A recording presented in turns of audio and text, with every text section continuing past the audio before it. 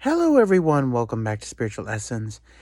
And today is going to be a video that's actually going to be a series of videos where I talk about different deities that I have had associations and connections with, and what has my experience been with them, and how I would advise anyone who wishes to contact these deities.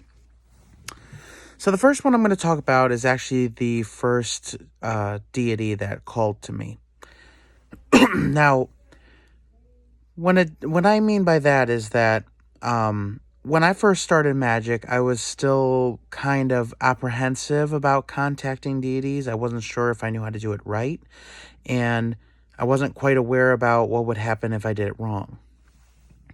And of course, the words of my dad were still ringing in my head, like, if you practice magic, or if you try to contact pagan gods, things are going to go wrong, you're going to get haunted, demons are going to come, blah blah blah. But she called to me. I remember I became very interested when I found out about her, and it was like an immediate connection. I was like, I have to speak to her. And it almost was like I knew her from another life. And before I knew it, I started hearing like her call to me. I could hear her voice, and I knew it was her. I don't know how I knew it, I just knew. So I remember I made an altar to her, which her altar would consist of whenever I see her, she's surrounded by a purple light, similar to what I'm wearing, a purple color, a purple magic. So she would be interested in amethyst, because I love amethyst, but she seems to be drawn to it as well. So I put plenty of amethyst on the altar. I also have a bunch of Egyptian paraphernalia, like I have, I have a statue of her. I have a pyramid jewelry box that I put on there. An Ankh, which is one of the Egyptian symbols for life. It basically looks like a cross with an O at the top. Also, the Isis knot, which, if you guys don't know what that is, look it up. It's one of the symbols that is actually associated with her, along with the sun disk, which is what she wears upon her crown. If you are to burn any incense or herbs in her name, you're going to want to go with scents that she would have been used to, like cinnamon is one, myrrh. Now, when I've contacted her, I've never used those herbs. I've used regular incense, and I just charged it with my energy. Now, why don't I use them? Well, I've never really had to before. She's always came. So this is just another way, of an offering that you can do, something you can do. However, in rituals that I have done in the astral, I have utilized those, but not in the physical world. Also, she would also like beeswax candles. They can be pretty much, I would say, they could be purple or just regular beeswax, uncolored.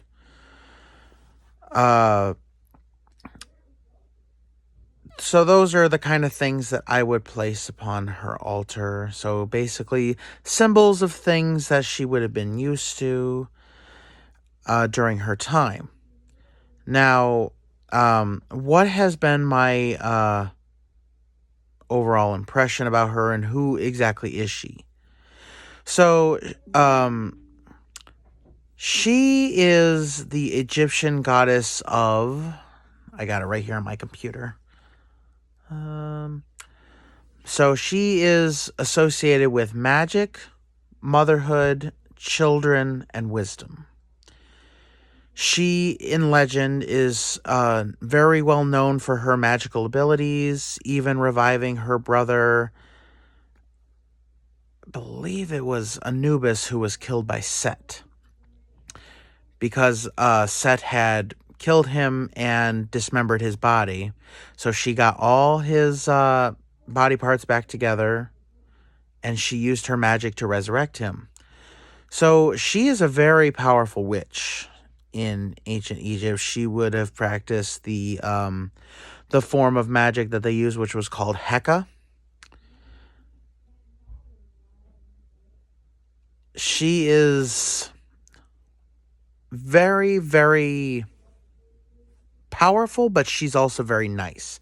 Her name means throne in Egypt, from what I've learned, because she is like a queen. Now, there are some that say that she was modeled after Cleopatra, but this is not certain. No one really knows. And another thing that I find, so a lot of people, like in my old YouTube channel, when I talked about ISIS, everyone was like, oh, I thought you meant the terrorist group. I get really angry whenever I hear her associated with that, because, you know, she's a very kind deity, and she's always willing to help. She is like a mother figure. So for her to be, you know, her name to be tainted with such a horrible group that does terrible things, it just pisses me off. So, I often just, you know, I try to ignore when people say that. But, you know, it's like, when I name this this video, I'm going to have to put the Egyptian goddess Isis instead of just Isis, because then people are going to be like, what do you mean, the terrorist group? Why are you making a video about the terrorist group? Moving on. So, as I said, she is a very nice deity. All my interactions with her have been very cordial. She always makes you feel at home. Whenever her energy is near, it's like a calming presence. And gods are basically like people. They're just on a different wavelength than us. If you treat them with respect, they'll treat you with respect. That's all there is to it. I have utilized her in matters of my life, you know, because she has the ability to work with magic and she is a powerful witch. I often call upon her to help me make change in my life, positive change, so that I can continue on my spiritual path and my life and get to my goals. And she's always helped me, and I can feel her always watching over me. There was one time, however, and I believe I did mention it in one of my other videos, where I talked about altars. And one time I had a very small altar, and I overpacked it with a lot of items, and the energy felt just so jilted and staggered. And later on, when I visited her in the astral, she said, you put too many things on the altar and I was not able to contact you. So next time, try to, you know, make it more light. And she was very nice when she told me this. And I said, okay, I understand. And so I've tried to make everything balanced now. So she has talked to me before. And when I visited her in the astral, I visited her in this temple. It was an ancient Egyptian temple. A lot of looked like sandstone. I could see tons of hieroglyphics on the wall and writings, but I couldn't really decipher them or know what they meant. And she was sitting on her throne. She's always usually on a throne, or there were a time when she was not in the room, but a statue of her was in the room, and I could tell that she was embodying this statue. Her energy was in it. So I made a prayer to the statue, and her eyes started to glow, and this purple smoke just came from her wings, and that's how I knew she was there. So I have not visited all of the gods that I pray to in the astral, but there have been ones that I have, like a few that I have. The last video that I did about a god was the goddess Styx, and I told you about that and how I visited her in the astral, and how I did a ritual outside in the physical world too. But Isis is a very nice goddess. I would highly recommend her if you feel like drawn to her. And if you're not sure, try her out. She's very easygoing. Do not be afraid. And that's the thing about gods. I know a lot of people be like, some gods are more intimidating than others. Like one of the gods I'm going to mention eventually, Sobek, who I have had some encounters with, may seem intimidating on the outside, but you know what? As long as you treat them with respect and you go in not afraid, but, confident, they're going to respect you. So don't be afraid of that. Thank you guys so much for watching. Please subscribe. Don't forget to hit the bell button so you don't miss any of my future uploads. Have a good day.